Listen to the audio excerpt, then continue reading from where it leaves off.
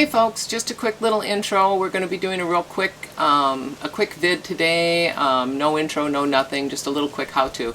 And we're going to be cleaning up a eVod Atomizer that has gone bad and is now tasting like wet socks and wet dog. So it just happens after a while. The fluid starts building up on the coil. Especially if you're using very caramely fluids, it's the sweeter VG, the heavier VG juices, you're going to get caramelization on your coils after a little while. So you have to do something about it. So what I'm going to show you is how I clean up an atty in between fillings, and then also I'm going to show you what you do when you clean it up and it just isn't vaping correctly, and it's like a soggy wet dog, okay? So we'll just go right ahead and do that. No intro, no nothing, just get right to it and get it done. So here we have the eVod, and it's got funky flavor and it's not really performing up to what it should be, but we're not ready to change out the atomizer in it either. So the first thing we're going to do is let it sit upside down for a little bit to let the fluid drain off.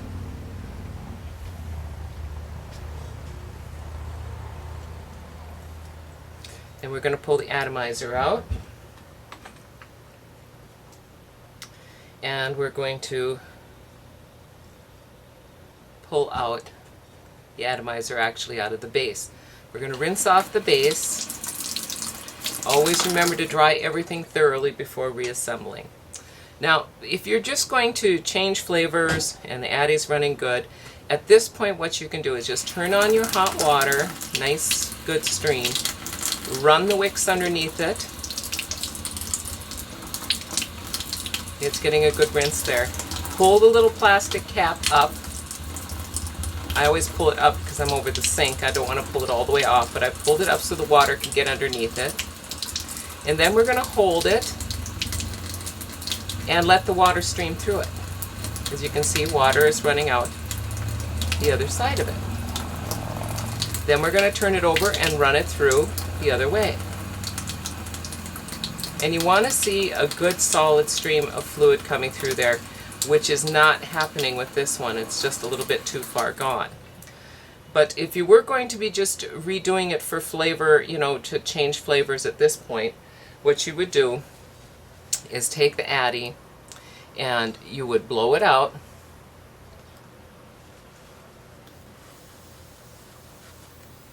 On a piece of paper toweling, like I just did there. And then you would take the paper toweling, wrap it around, and very gently dab off the wicks.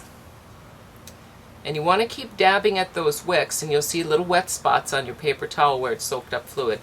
So now you'll do it again and dab it.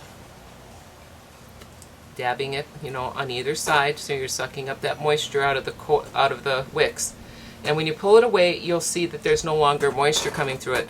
So it's fairly safe at this point to put this back in. I prime it up by putting a little bit of juice on each wick before I put it back in. And you'll want to blow on it one more time once you prime up those wicks with juice, just to make sure that there's no juice inside of it. And you can screw it back into the base, which you've dried off, and start vaping right away. But with this one, it has so far lived its useful life. Oh, I forgot to say too, take your little, when you're over a safe surface, take your little plastic cap off and dab that off on the paper towel. You'd be surprised how much moisture collects under that thing. And you can let this dry. Now when I'm just going to change flavors or just set it aside for a while, I screw it back into the base after washing out the top too.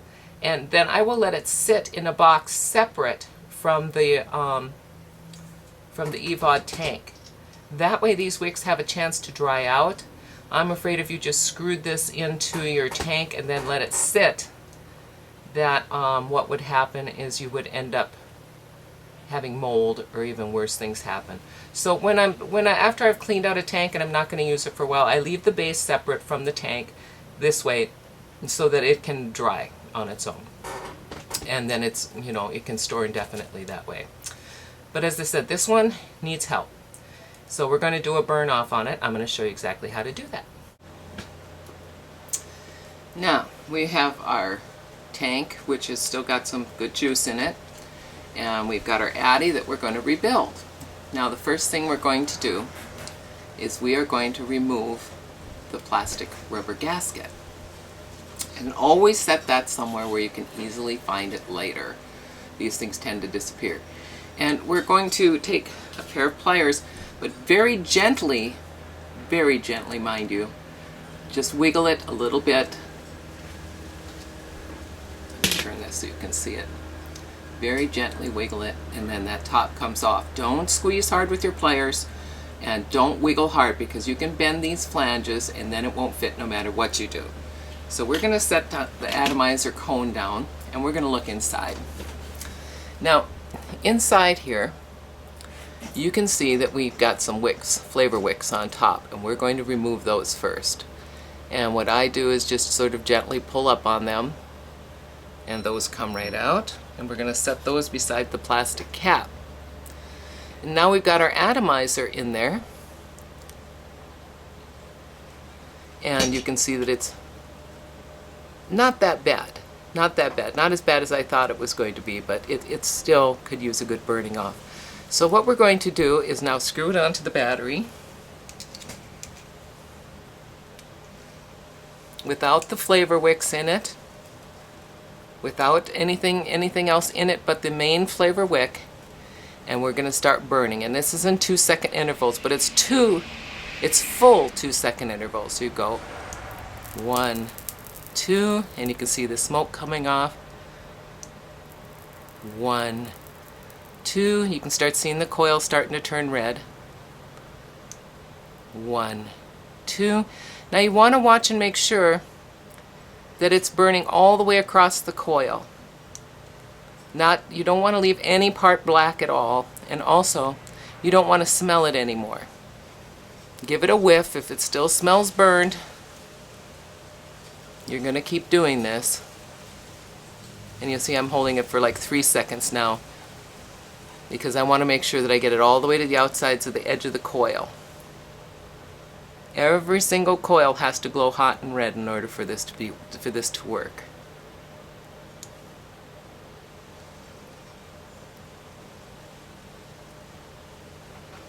And there we go. Okay, now see, all the way to those edges, those coils got to glow red. If they don't, you're not getting a complete burn, and you're still going to have odors and bad taste. Okay, so we did our burn, and it's nice and clean now.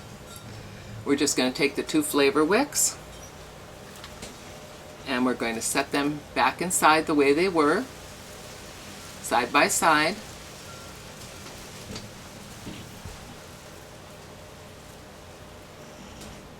Okay, we're going to set those wicks in, back in where they were, side by side.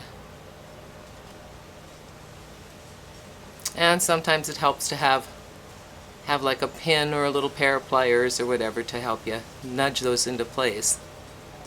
Of course, some of us are just having problems here.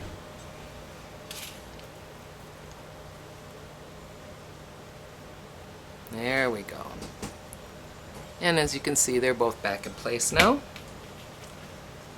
And we make sure they're evenly distributed. Push it over a little bit. Then we place our cap back on.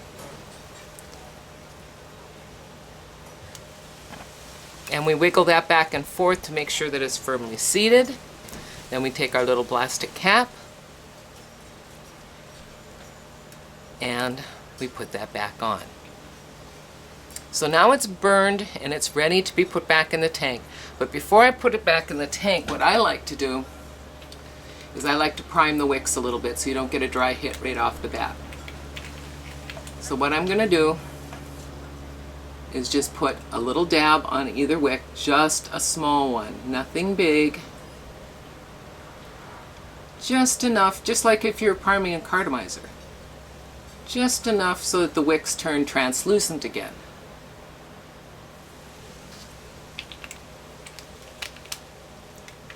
Now we're going to remove the atty from here. I'm going to put more juice in the tank because I'm down on that.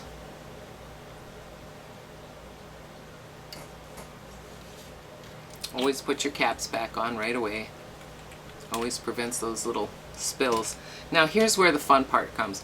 I'm going to run my handy pipe cleaner right down the center to get rid of any condensation or anything that, or some spills, anything that might have messed up. I'm going to do that. And that makes sure that it's nice and clean and ready to go on. Now here's something else I do. I blow on the atty. I'm going to put this in my mouth and give it a little puff. Just in case some of my juice got on the wick. Got more than in the wick, got into the tube itself. Now I'm going to very carefully, always be careful putting these things back in it. Especially if you filled it up to the top like I tend to do. And it's back in the juice. We're going to turn it upside down, kind of tap it a little bit, roll it a little bit, break the airlock that can happen around the base sometimes. And it's all ready to vape. Let's put it on.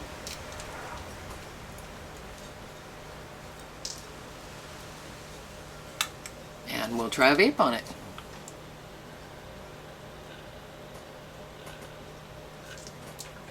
It's working.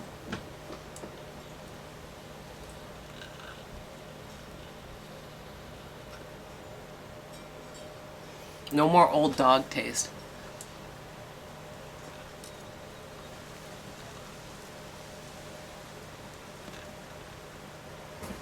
Up and running again. Should be good for another week or so.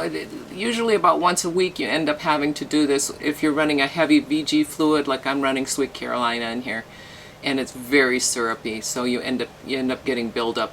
And as the addies get older, the more often you have to clean them up and burn them off and that type of thing. But you can tell because the taste will tell you. If you're drawing on this and it tastes like an old wet dog, and it tastes like you know, any of those terrible off flavor types of things, then it's time to burn your addy. And it works beautifully on the Kanger, especially on a Kanger battery, which seems to work the best with Kanger eVods. And like I said, it's easy enough to do. Don't be intimidated by it. Just make sure you get your wicks back in place, your little plastic cap back in there, and you should be vaping for a good month on your addies instead of blowing through them and having them taste bad after about 2 weeks.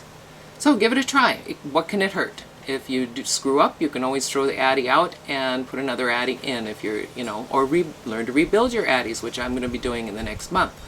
So thank you again, and thank you for not smoking.